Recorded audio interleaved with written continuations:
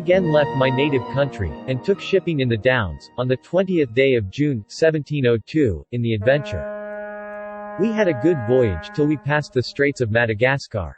The southern monsoon began to set in.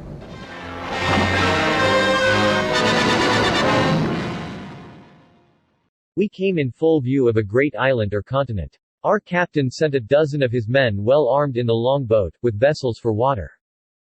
I walked alone about a mile on the other side. I saw our men already got into the boat, and rowing for life to the ship. I observed a huge creature walking after them in the sea. He waded not much deeper than his knees. I ran as fast as I could. I climbed up a hill. I fell into a high road. I could see little on either side, it being now near harvest, and the corn rising at least 40 feet. I was endeavoring to find some gap in the hedge, when I discovered one of the inhabitants in the next field.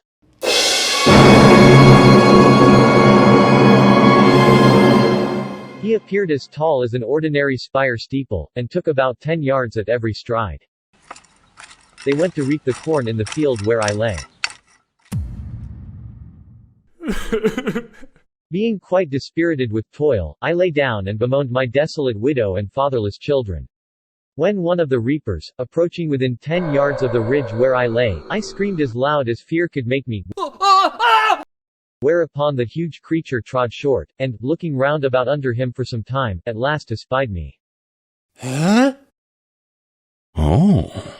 They all sat down in a circle about me. The farmer was convinced I must be a rational creature.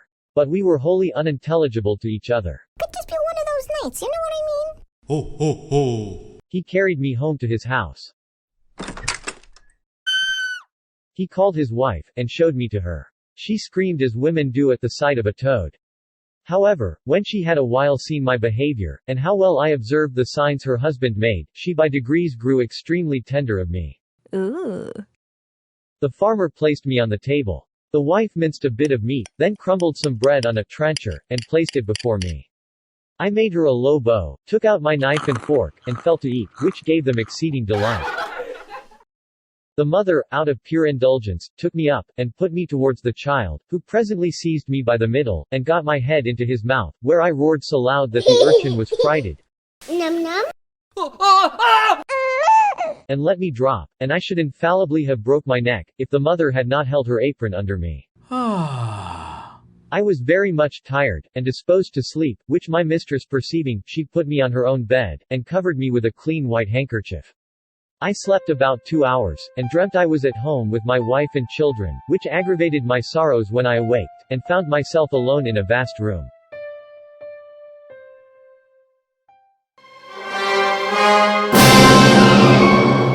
Rats crept up the curtains, and had the boldness to attack me.